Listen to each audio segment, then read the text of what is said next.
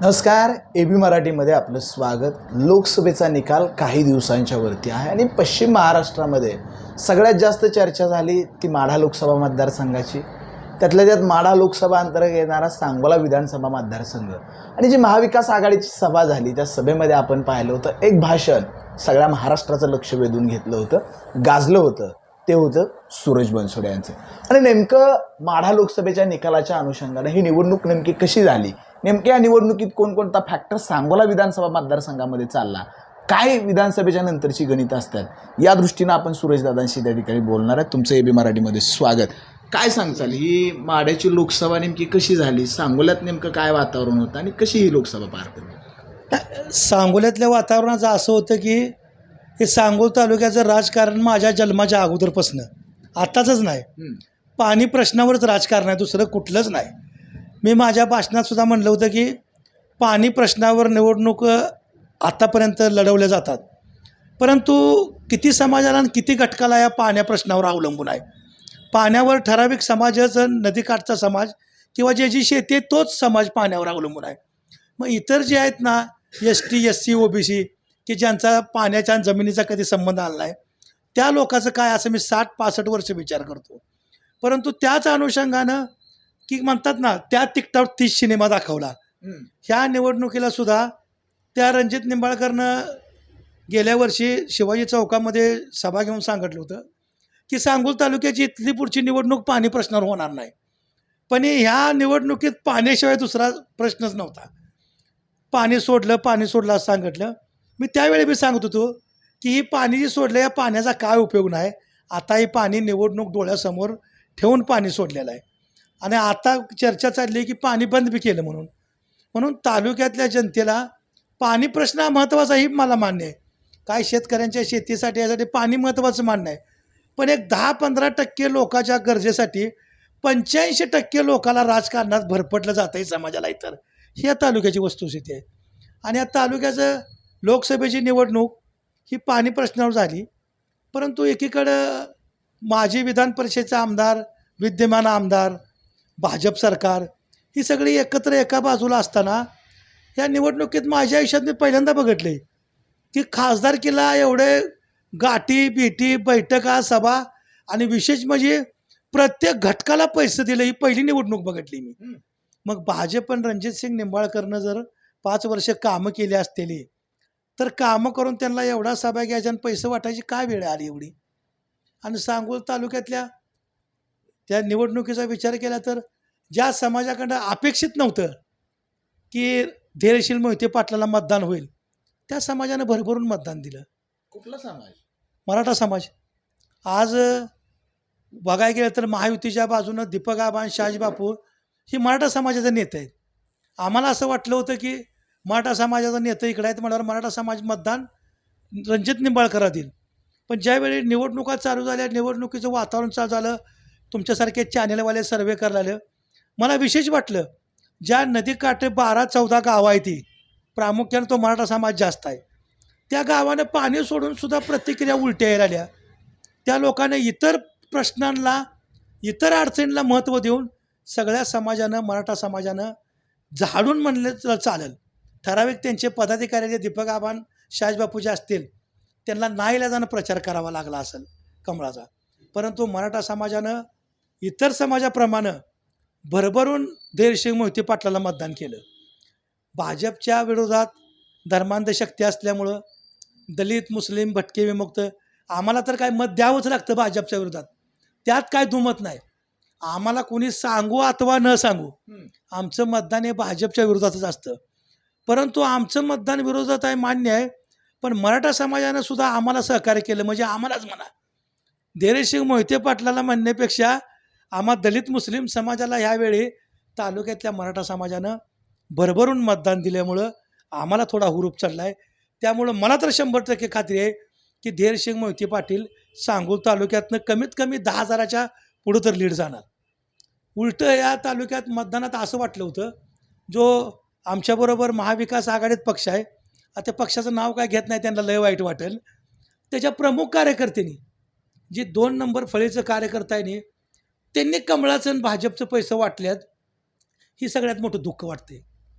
जेव्हा समाजाचा नेता धैर्यसिंग मोहिते पाटील म्हणतोय त्याचं 2 नंबरचं कार्यकर्ता आणि पदाधिकारी भाजपचं पैसे वाटतात आणि ज्या समाजाचं प्रमुख देऊन नेतं शहाजी बापू दीपक आबा ही कमळ म्हणतात तरी कार्यकर्ते तुतारी म्हणतात ही आम्हाला समाधानाची बाब वाटते. बापू 5 वर्ष झाला आमदार म्हणून काम करतायत. त्याच्या अगोदर गणपतराव देशमुख 50-55 वर्ष सांगोल्याचं नेतृत्व केलं. त्याच्या बापून मध्ये परत एकदा 5 वर्षाची टर्म बापूला पण आली होती. कसं आहे गणपतरावांचं काम आणि बापूचं एकीकडचं काम? आता बापू तर म्हणतात लय लाखांनी निधी आणलाय सांगोल्यात. कसं आहे माहिती आहे का 95ला ज्यावेळी शहाजी बापू आमदार झाले होते त्यावेळी मी शहाजी बापूच्याच बाजूने होतो. मी 95ला त्यानंतर बापू आमदार झाले त्यांचं कामाला लागले त्यावेळी का मी एवढा भाषणं करणारा किंवा एवढा मोठा म्हणजे नेता नव्हतो समाजाचा.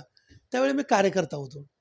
त्यानंतर आबासाहेब झाले गणपतराव देशमुख आमदार झाले परंतु आपला त्यांच्या काम करण्याच्या पद्धतीवर कधी म्हणजे योगच आला नाही. कारण आपलं फील्ड आणि मी कॉन्ट्रॅक्टर आहे का काय आमदाराची कामं बघाय कोण काय करते आपलं काय सरळ मार्गी असल्यामुळं कोण काय काम करते त्यांचा प्रश्न. पण कसं होतं माहीत आहे का की शहाजीबापू पाटील आमदार असताना म्हणजे 95ला होते तुम्ही उल्लेख केला आता बी आहेत आणि आबासाहेब बी 55 वर्ष होते. आता 55 वर्ष काय माझा जन्म नाही मला तेव्हा सांगायला.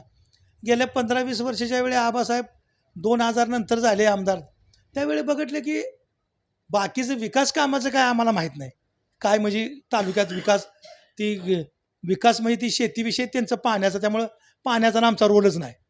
परंतु प्रशासकीय अधिकाऱ्यावर मात्र आबासाहेबाचा वचक होता. शासकीय कामात ऑफिसमध्ये कुठला अधिकारी गोरगरिबाची अवहेलना करत नव्हता आणि असा ती बघताना परिस्थिती बापूची वचक नाही का? नाही अजिबात नाही. तेवढ्या बाबतीत बापून निधी आणलाही मान्य करतो की निधी आणला कामं चालवले.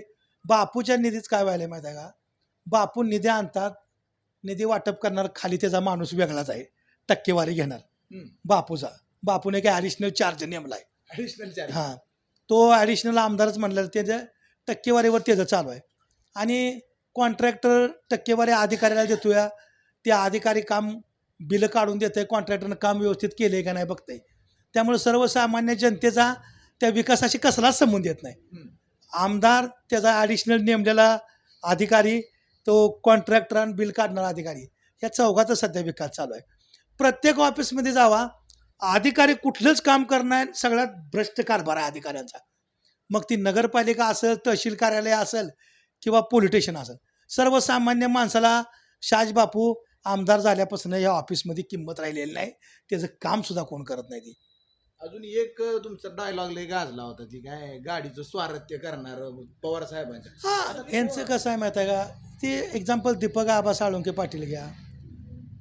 त्या माणसाचा असं आहे ना ते तुम्ही स्वारथ्य म्हणलेला ह्या लोकांनी आयुष्य त्या शरद पवार साहेबाबरोबर घालवलं आहे. खानदानी तर चांगलं करून घेतलं एकट्याचंच नाही. आज ते आला म्हणजे ह्यांच्या घरी जेवायला मासं खाया कोळंबी खाया बिर्याणी खाया आणि गाडीत हिंडवायलाही तीच लोक आता सत्ता गेल्यावर पुन्हा काय दिवसात अजित पवारला चौकात ह्या दीपक आबांना शिव्या दिल्या त्या भाषणात. शहाजीबापून दीपक आबांना शिव्या दिल्यात चौकात. तुम्ही क्लिप जुन्या काढून बघा आमदारकी या वेळेस तिकीट दिलं नाही म्हणून. तीच लोक पुन्हा जाऊन त्यांच्या स्टेजवर उभं राहतात त्यांनी पक्ष प्रवेश केला आणि पुन्हा शरद पवारला नावं ठेवते ती.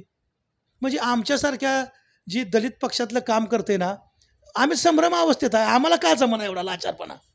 आज एखाद्या नेत्याला शिव्या देणं दुसऱ्या दिवशी त्याच्या गाडीत बसून पहिल्या गाडीत बसणाऱ्याला शिव्या देणं हे कसं जमतं त्यांना राजकारणात. मला विचारायचं काय होतं ते आता पवार साहेबांचं सारथ्य सांगोल्यातनं कोण करेल वाटतंय तुम्हाला? आता कसं ह्या विषयावर बोलायचं.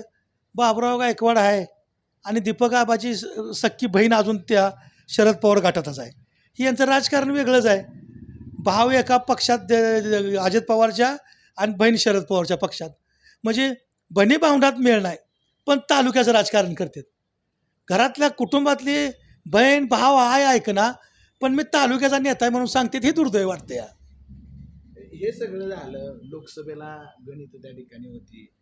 महाराष्ट्रात खरं सांगोला लय गाजले आता. बापूचा काय झाडी काय डोंगर सगळं ओकेनं महाराष्ट्रात सांगोलं बापूनं त्या ठिकाणी महाराष्ट्र नाही जगात पोचलं. तुमचा डायलॉग त्या ठिकाणी फेमस झाला. 2024ला सांगोल्याचं नेतृत्व कोण सांगोल्याला भक्कमपणानं पुढे घेऊन जाऊ शकतो? नाही आता कसं आहे माहिती या खासदारकीला बघितलं की काय लोकांनी राजकारणात चेहऱ्यावर एक हावभाव दाखवला भाषणात बोलण्यात एक दाखवलं आणि पोटात आहे ते करून दाखवलं. त्यामुळं मी तर म्हणतो त्या शहाजी बापूनं भ्रष्ट कारभार केला किंवा त्यानं टक्केवारी घेतली, शासकीय विषय, शासकीयाची लूट झाली, काय विषय. पण अशा जे आत नाही आणि बाहेर नाही जे राजकारण करतं ना, त्या माणसाचा राजकारणात लोक विश्वास ठेवत नाही. एखाद्या बाहेर भ्रष्ट कारभाराला की काम न केलं म्हणून लोक दुर्लक्ष करतील, पण ज्यांनी लोकांचा विश्वास जो मोडलेला असतो ना निवडणुकीत, तो रिकवर होत नाही. आणि तालुक्याचं तर वातावरण असं झालं आहे की विधानसभेला आता मी तर म्हणतो या की मतभेद जर झालं, समोर उमेदवार किती आहेत याच्यावर कोण निवडून येणार आहे जेव्हा. मी काय भविष्यवाणी नाही जनतेच्या मनातलं सांगायला, पण मताचं जर डिवायडेशन झालं तर मी मागे मी सांगितलं होतं की डिवायडेशन जर झालं तर शहाजी बापूला कोण अडवू शकत नाही आमदार व्हायला.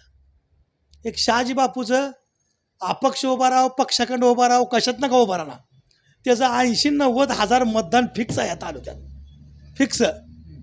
आणि समोरच्यांचं काय, दीपक आबा तर उभा राहायला धाडस करत नाही, कारण त्याला स्वतःला बहुतेक कॉन्फिडन्स असेल की आपण निवडून येत नाही. कारण गेल्या वेळी पक्षातर्फे राष्ट्रवादीचं चिन्ह असताना, अर्ज असताना 915 मतं पडली ती, 3 लाखातनं 915. त्यामुळे तो माणूस धाडस करत नाही. आणि इकडं बाबासाहेब देशमुख आणि अनिकेत देशमुख यांचं मिटलं आहे असं मला तर वाटत नाही, कारण दोघांचा बी स्वतंत्रच प्रचार दौरा चालू आहे. ते नाही इकडं, हे नाही इकडं चालू आहे. त्यामुळे ह्यांच्यात एकोपावणं मुश्किल आहे. आणि आमच्यासारख्या माणसाचं असं आहे की आम्ही भाजपसारख्या आणि सेनेसारख्या पक्षाचा प्रचार करू शकत नाही. त्यामुळे आमचा शहाजी बापूकडे जायचा रोल कमी येतो.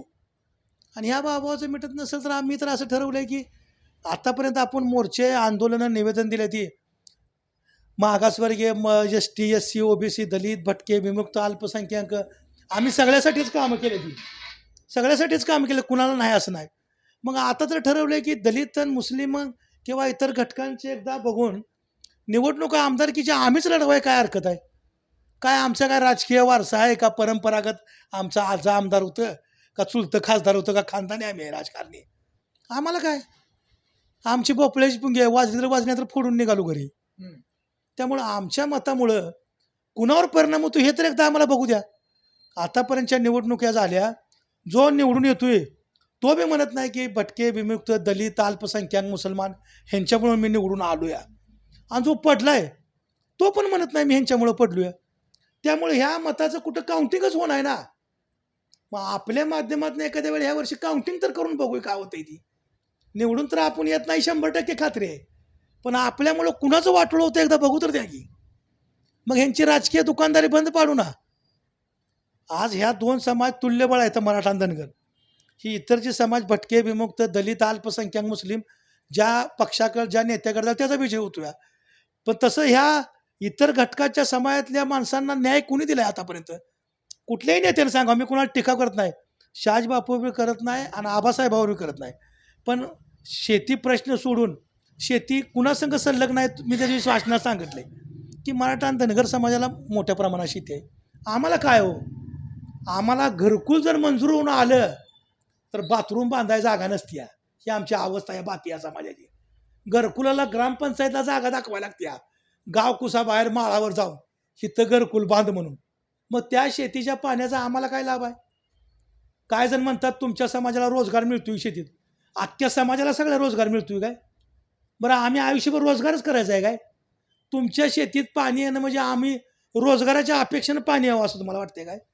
आमचा समाज दलित, भटका, विमुक्त, पारधी समाजाची कवा बागायत होणार, डवऱ्याची कवा होणार, इतर जी समाज आहेत ज्यांना कोप घालायला जागा नाही त्यांचा विकास तुम्ही कवा करणार आहे? राजकीय नव्हतं. पाणी प्रश्न म्हणजे बाकी सगळ्या समाजाचा विकास आहे काय? पण नुसतं पाणी. ह्या तालुक्यात, सांगोल्यात मला कळतंय असं माझ्या अगोदर बी पाण्याशिवाय दुसरा विषयच नाही राजकारणात. MIDC नाही, युवकांना रोजगार नाही, शाळेविषयी कोण काय बोलत नाही, शिक्षण संस्था किती आहे त्या कोण काय बोलत नाही. येऊन जाऊन निवडणुका लागल्या का पाणी, एवढंच आहे या तालुक्यात. आणि प्रत्येक काय जणाला आता लोकसेवेसाठी राजकारण राहिलंच नाही. आता हे राजकारण धंदा झाला आहे, जगणुकीचा मिळवणुकीचा धंदा झाला आहे. काय लोकाला प्रमुख व्हायचं, नेतं व्हायचं, भाषणं करायची, मी नेता म्हणायचं, नंतर राजकारणात तडजोड्या करायच्या. म्हणून मी माझ्या आयुष्यात सांगितले की मी लीडर आहे, डीलर नाही. म्हणून मी आयुष्यात मी कमांडर आहे चळवळीतला, डिमांडर नाही मी. त्यामुळे राजकारणात माझं स्वतंत्र अस्तित्व आहे. मी आतापर्यंत कुणाला नोकरी बी मागाय गेलो नाही आणि कसल्या अपेक्षेने बी गेलो नाही, काहीच नाही. मला एक राजकारण तालुक्यात एक छंद आहे. मला एक चांगल्या बाजूनं जाय आवडतं म्हणून मी राजकारण करतो. आता मी शहाजीबापूच्या विरोधात आहे. उद्या देशमुख बंधूच्या विरोधात सुद्धा मला विधानसभेला काय गोष्टी यांच्या खटल्यात तर जावं लागणार आहे. कारण मी कुणाचा मिंदा नाही आहे. मी का कुठल्या आणि देशमुख पण नाही. मी स्वतंत्रच उभा राहायची माझी तयारी चालली आहे आता, की दुसऱ्याचं चवंडकं वाजवण्यापेक्षा आपलं एकदा वाजवू, फुटलं तर फुटलं, वाजलं तर वाजलं, असं माझ्या डोक्यात आहे. कारण काय कुणासाठी किती जर केलं तर शेवटी राजकीय माणूस एक कसाबासारखा असतो, नेता राजकीय कसाबासारखा. त्याचा फायदा असू तर ते कार्यकर्त्यांना माणसाला गोड बोलतो. त्याचं एकदा काम संपलं मग तो कुणाचा नसतो नेता. त्यामुळं आपण ठरवायचं आहे, आपण स्वतःसाठी राजकारण करायचं आहे का आपल्या पाठीमागच्या गोरगरीब समाजासाठी किंवा इतर लोकांना न्याय मिळावा म्हणून राज करायचं आहे, हे आताच्या युवक कार्यकर्त्यांनी ठरवायचं आहे. या जुन्याच्या नादाला लागून उपयोग नाही. प्रत्येकजण ही नेता, पक्ष, पार्ट्या, त्याची ध्येय धोरणं प्रत्येक निवडणुकीला बदलते. ती दुर्दैव वाटते. मी ह्या भूमिकेमुळं आठवले साहेबाची RPI सोडून दिली आहे. की गेल्या वेळी राष्ट्रवादी काँग्रेस युती, भाजपला विरोध करायचा, आता भाजप संघ युती, त्यांना शिव्या द्यायच्या, त्यापेक्षा ते पक्षच नको म्हणलं. आणि भाजपचं काम करायचं म्हटल्यावर आमच्या समाजात तारावरची कसरत आहे, तारावरची कसरत आहे. सगळं ॲडजस्ट करू शकतो आमचा समाज. पण का समाज भाजपाला एवढी तारवची कसरत तुम्ही म्हणताय, कशासाठी भाजपाला ते काय होतं माहीत आहे का, आत्तापर्यंत आमच्या समाजाच्या विरोधात, मग आमचं शैक्षणिक असेल, धार्मिक असेल किंवा सामाजिक काय असेल, त्याला या भाजप सर्वात धर्मांध शक्ती असल्यामुळं त्यांनी आमचं आतापर्यंत शैक्षणिकदृष्ट्या त्यांनी आम्हाला अडचणाचा प्रयत्न केली, नोकरीत अडचण. आठवले साहेबांना केंद्रात मंत्रीपद दिले, पण आठवले साहेब सांगू शकत नाही ना 1 रुपयाचा निधी कुठं दिला आहे का. फक्त मंत्रीपद देणं आणि त्याचा लाभ समाजाला होण्यात खूप फरक आहे. आता आठवले साहेब निवडणुकीत म्हणतात की संविधान बदलत नाही, तर संविधानाला हात लावायची ताकद नाही कुणाची. भाजप सरकारनं संविधान बदललं बी नाही आणि संविधान राबवलं बी नाही. भाजपचं कसं आहे, संविधान हे तुमचं संविधान, हे जसे आहे तसं, मला बदलायचं बी नाही आणि हाय असं देशात राबवायचं बी नाही. आता काय त्या आमच्या गडबडीनं शिक्षण संदर्भात चुकीचं बोललं म्हणून ती कुठला पार्टी होती भाजपचा, पुण्याचा ते आमदार होता, ती काय चंद्रकांत पाटील, ह्याच्यावर शाईफेक केली. का तर त्यानं महापुरुषाच्या शिक्षण धोरणाविषयी चुकीचं बोलला की यांनी भीक मागून संस्था चालवल्या म्हणून. त्यानं शाय फेकलं तर त्याच्यावर 307चं कलम दाखल केलं आहे. ही संविधान चालू आहे का? 307 शाय फेक केल्यावर सोलापुरात बी तीच एका कार्यकर्त्याने केला, आमच्या त्या चंद्रकांत पाटलावर, त्याला तडीपार केला सोलापुरातनं. कुठं आहे संविधान? काय संविधान चालू आहे नेमकं? आठवले साहेबाला म्हणाय बरं वाटतंय संविधान बदलत नाही, नरेंद्र मोदी बदलत नाही. बदलत नाही मान्य आहे, चांगली गोष्ट आहे, पण संविधान राबवत नाही त्याचं बोला की काय. ही संविधान राबवायसाठी आहे का कशासाठी आहे? मग ही चुकीचं आहे. पण त्यांचं ती राजकीय आहेत. ती गेल्या वेळी काँग्रेस राष्ट्रवादी युती असताना शरद पवारला चांगलं म्हणतच होती. आता काय निवडणुकीच्या पूर्वी, लोकसभेच्या निवडणुकीपूर्वी तुमचं वैयक्तिक मत बाबासाहेब देशमुख आणि अनिकेत देशमुख यांच्याबद्दल खूप चांगलं होतं. त्या हो. भाषणामधून तुम्ही बोललाय. तर आता तुम्ही जेव्हा बोलताय तेव्हा बाबासाहेब देशमुख आणि अनिकेत देशमुख यांच्याबद्दल थोडं नकारात्मक स्टोरी होती तुमचा. काय नक्की कारण आहे, काय कारण म्हणजे तुम्ही कुठल्याही एका कार्यक्रमात डिक्लेरेशन का करत नाही की अनिकेत देशमुख आमदार आहे किंवा बाबासाहेब देशमुख फायनल झालाय? तुम्ही 2 गटानं किती दिवस हिंडवणार आहे? मग आमसारख्या कार्यकर्त्यांना कोणाला मदत करायची? बाबासाहेब देशमुखला आमदार म्हटलं तर अनिकेत तिरकं वागते. अनिकेतचं नाव घेतलं का बाबासाहेब तिरकं वागते. मग तुम्हा दोघांचं नाव घेऊन तुम्हाला मोठं करण्यापेक्षा तुमच्याकडं का ज्वारीची अपेक्षा आहे का माझा परपंच तुम्ही चालवताय? त्यापेक्षा तुम्ही दोघं बी नको, मला काय अडचण आहे. तुमच्यातच एकोपा होत नसेल तर आम्ही काय करू? जहाज बुडत्या जहाजात कोण बसेल का? बुडकं पडलाय माहीत असताना. तुमच्यात एकोपा त्याला काय करू? आता तुमच्या भूमिका जरा वेगळ्या वेगळ्या वाटायला त्या राजकारणात. मी मग पहिल्या सुरुवातीला काय म्हटलं, होटात एक आहे, चेहऱ्यावर एक आहे, पोटात एक आहे. हे आमच्यासारखे, मी वयाच्या 16व्या वर्षापासून राजकारणात आहे. कालच्या पोरांना मी कशाला नावं बी ठेवत नाही, चांगले बंद आहे. मी वयाच्या 16व्या वर्षापासून यात आहे. शहाजीबापू पाटीलचा एक डझन केळं आणि 1.5 किलो चिरमुरं जीपमध्ये घेऊन टाकून मी शहाजीबापूचा प्रचार केला आहे. पोकारात हिंडलोया ड्रायव्हरने मी जीपमध्ये बसून. तवाचा मी कार्यकर्ता आहे. काय 1 डझन केळं आणि 1.5 किलो चिरमुरं.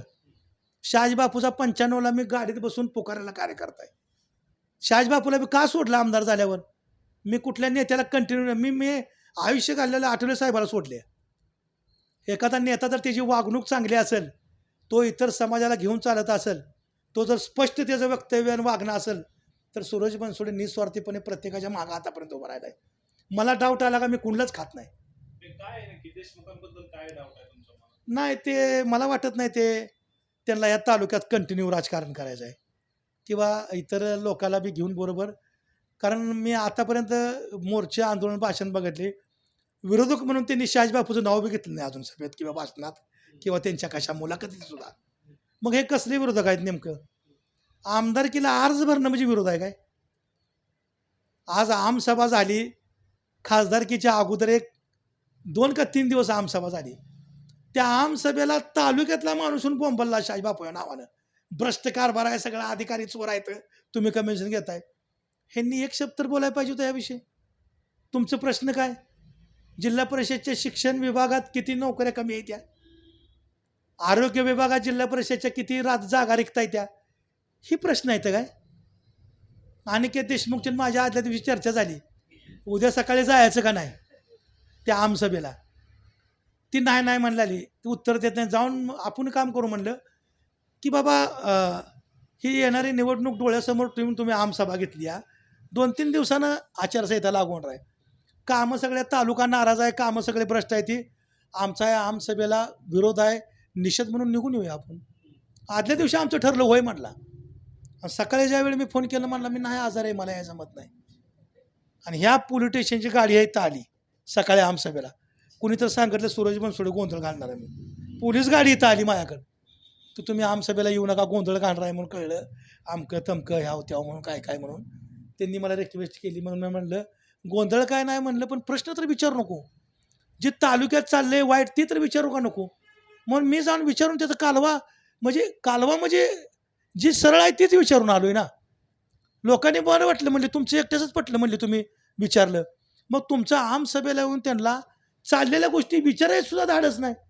तुम्ही लोकांना घरोघरी मला एक कळणार राजकारणात घरी जाऊन फेटर बांधणं, गाठी बिठी घेणं, बोकडाला जेवणं, वाढदिवसाला जाणं, ही राजकारण आहे काय?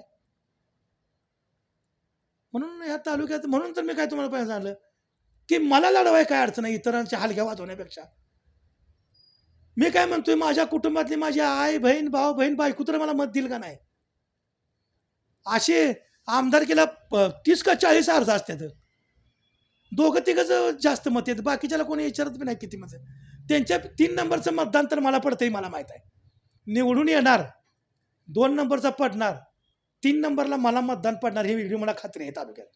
आता झालेली जी लोकसभा निवडणूक आहे त्याच्यात धनगर जातीचं जे काही गणित आहे ते वर्ण शरद पवारांनी घातलं होतं.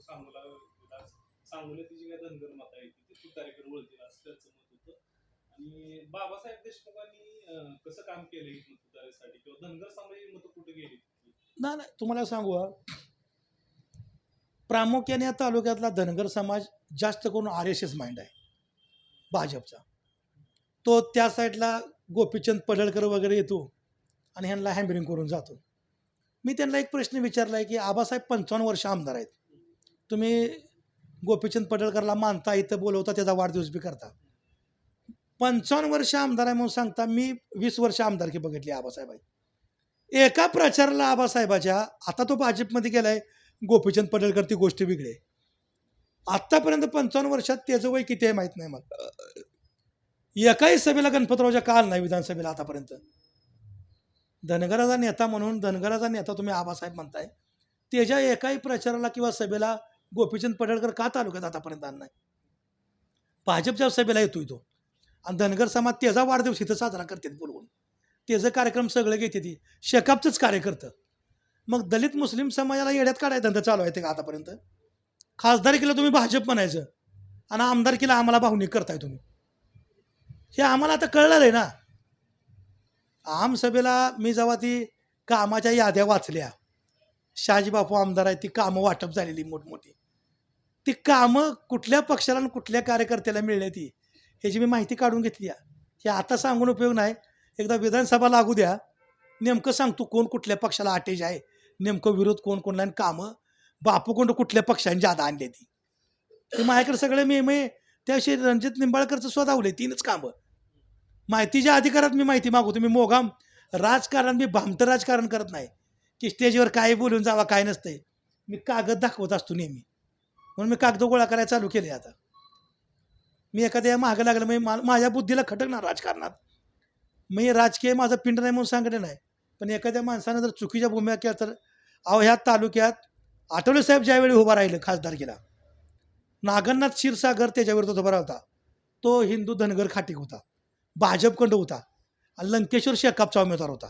लंकेश्वर आठवले साहेब निवडून आलं पण 2 नंबरला मतं ह्या तालुक्यात आबासाहेब गणपतराव देशमुख आहेत म्हणल्यावर 2 नंबरला मतं तालुक्यातल्या धनगर समाज शेकापनं लंकेश्वरला द्यायला पाहिजे ती नाही. नागनाथ क्षीरसागर त्यावेळी 2 नंबरला होतं. तेव्हापासून ही लोक RSSला खासदारकीला अटेज येते आणि आमदारकीला आम्हाला भावनिक करतात. आता काय केलं तसंच तर सेम क्वालिटी केली आहे. सेम क्वालिटी केली आहे. काहीच बदल नाही. तीच पॅटर्न चालू आहे. म्हणून आता ह्या आमदारकीला आम्ही भावनिक होणार नाही ना.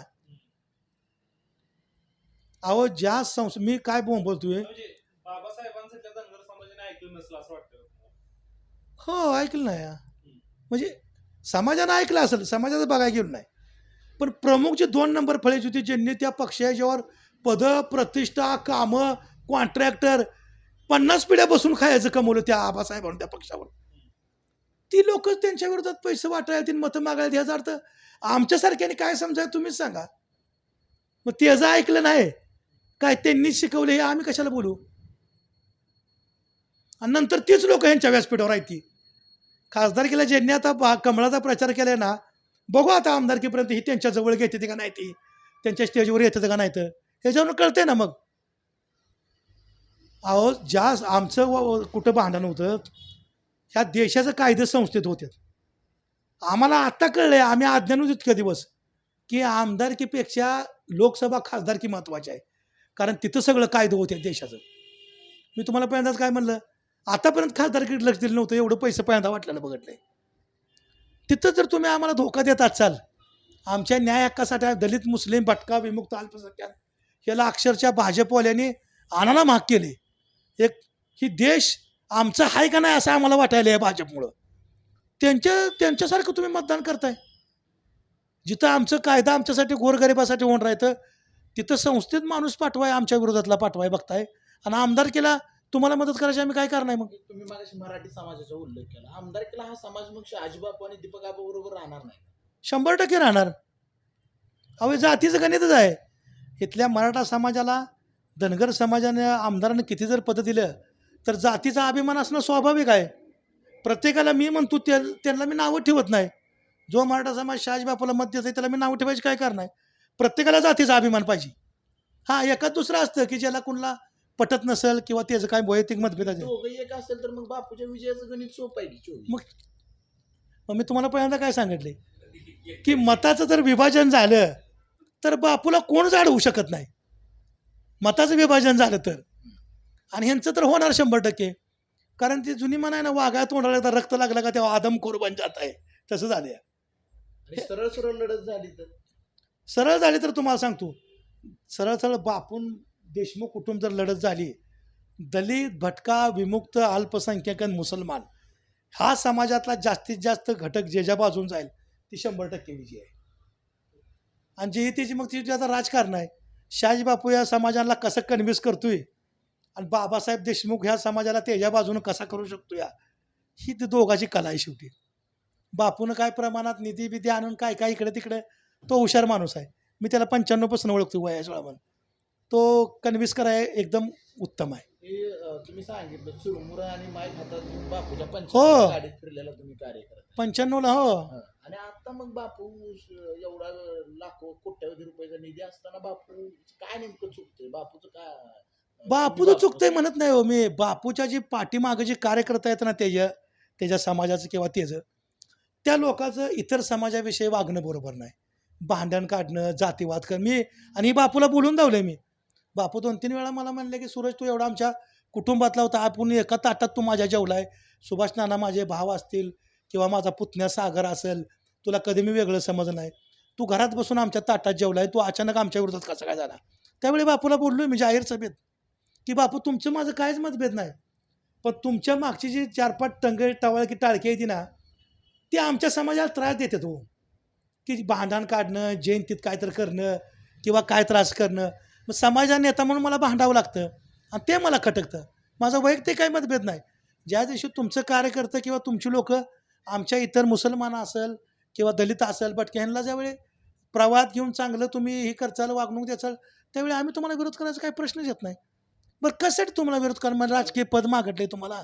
माझा आणि शहाजीबापूचा विरोध असण्याचं कारण हीच आहे ना, की त्याचे इतर समाजातली जी 2-4 गावातली, पूर्ण समाज मी म्हणत नाही, मी 2-4 गावातली जे आहेत ना कार्यकर्ते हुल्लडबाज करणारं, त्यांच्यामुळं माझं आणि बापूचं थोडं मतभेद आहे, दुसरं काय नाही.